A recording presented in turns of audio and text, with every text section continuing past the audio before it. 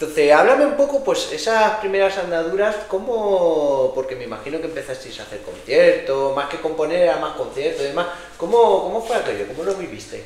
Pues la verdad también la recuerdo con mucho cariño esa época, porque quizá no estaba nada la presión que apareció luego con todo el tema de discográficas, de ciertas cosas que ya hablaremos ahora. Que ya cambió la historia, y también la recuerdo con mucho cariño justo por eso, porque al final era pues, tocar y disfrutar de la música, que luego también era, pero claro, con otros añadidos que lo hacían verlo de otra forma. Y bien, empezamos es eso, a ensayar ya más regularmente y pues fue Perico el que consiguió el primer concierto y pues nada, iban saliendo cosillas, iban saliendo conciertillos poco a poco y oye, pues que la cosa ya poquito a poco iba gustando, cada vez nos iba siguiendo más gente, sacamos la primera maquetilla, el Les Road ¿Esa fue la primera maqueta?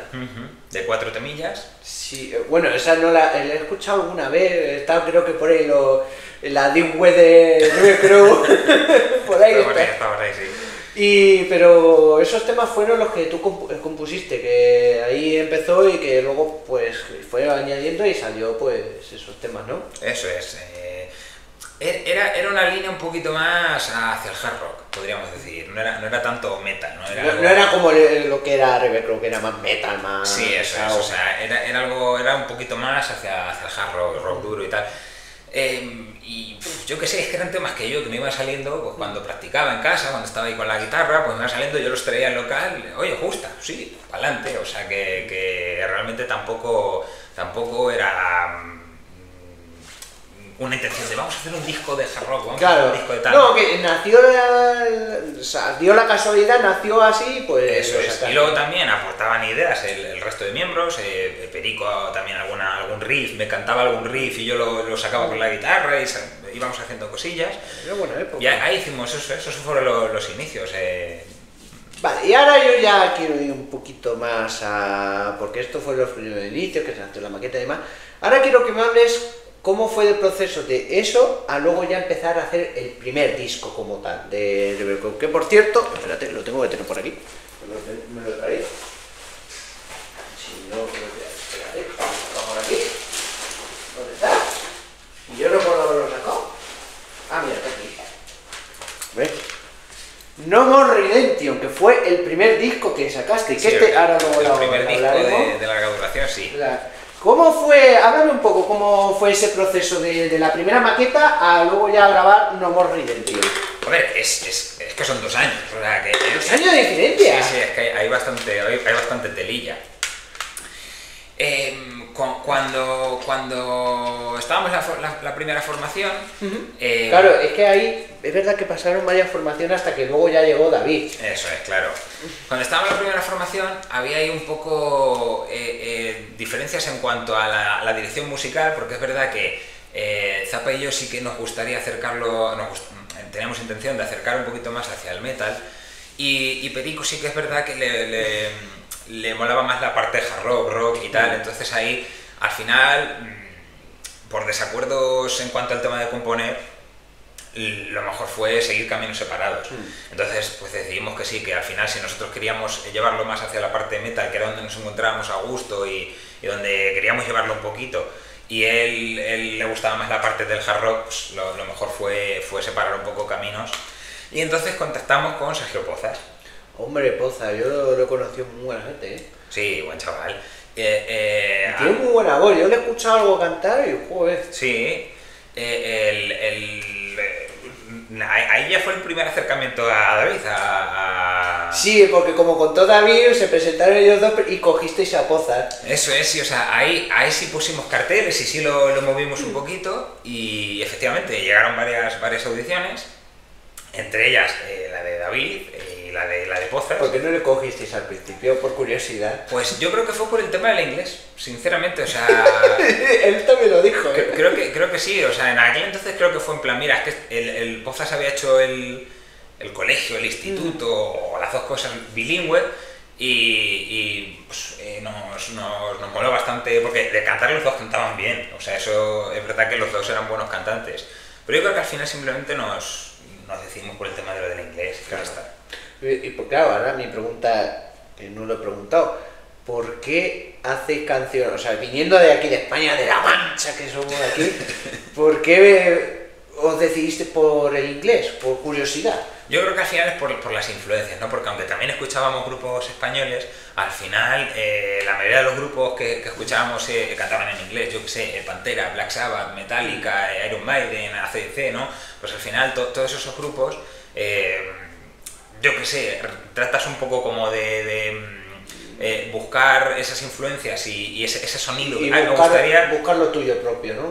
Claro, dice, me gustaría hacer este tema que tenga un rollete Metallica, o este tema quiero darle un rollete Black Sabbath, pero claro, al final como cantan en inglés, pues fue un poco en plan, mira, pues tiramos por ahí, pero no con una proyección de decir, no, es que luego, si somos famosos, va mejor que sea... Sí, yo lo he entendido por la influencia que teníais y por querer seguir ese camino, porque lo veis conveniente. Sí, realmente, o sea, que no hubo... Que también te digo, si ahora de repente hubiéramos sacado un tema en español, habríamos ido para adelante, pero yo qué sé, pues simplemente en aquel entonces Pozas y Zappa, que eran los que se encargaban de hacer las voces, pues decían, sí, tío, en inglés, que estamos más a gusto, que es más fácil y tal. Bueno, pues yendo un poco de eso, ¿cómo fue ese proceso con Poza antes de ir a David? Porque ya cuando vino David ya sí que hicisteis unos morrillenses, sí. ¿no? Con Pozas nos sale lo que es la primera gira nacional. Eso estuvo bastante guay. Con Perico, la única fecha que hicimos fuera de Ciudad Real fue Albacete, que también estuvo guay, lo recuerdo fue muy especial, porque ¿no? Era la primera vez que salías fuera de tu ciudad. Claro, y dices, qué ilusión. Eso sí, efectivamente, lo recuerdas con mucha alegría. Pero con Pozas ya hicimos una gira conjunta con Green Comet, que es una banda de Madrid, que nos contactaron y nos dijeron, oye, pues mira, por los estilos creemos que puede casar bien, que puede salir una gira bastante chula. Y hicimos eso, pues ya sí que salimos Madrid, Córdoba, Alicante, Murcia, ya hicimos unos cuantos sitios y fue genial, porque al final tú piensas, 4 chavales que están ahí, pues aquí en la Poblachuela, que sin intención ninguna te sale una gira... Nadie sabe quién es la Poblachuela, menos los que estamos por aquí. Total, pues te sale una gira ya un poquito más curiosa y muy felices, la verdad, que fue algo que fue genial.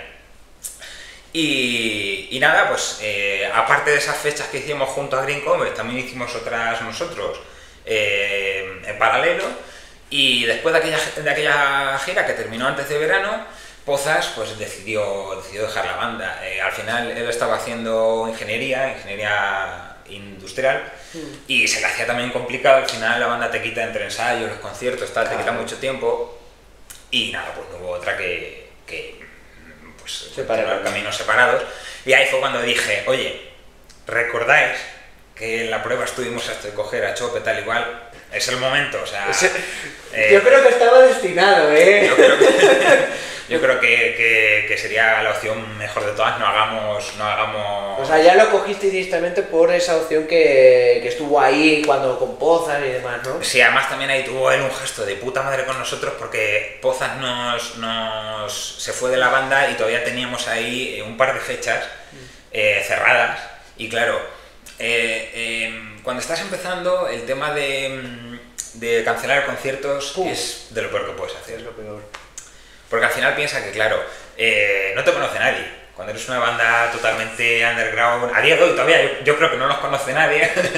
y pues en aquellos entonces, imagínate, entonces decir que no a una fecha es un sitio del que probablemente ya no te llamen, y a lo mejor se lo acaba diciendo a mucho más... otros promotores, otra gente del mundillo, y te puede salir el tiro por la culata.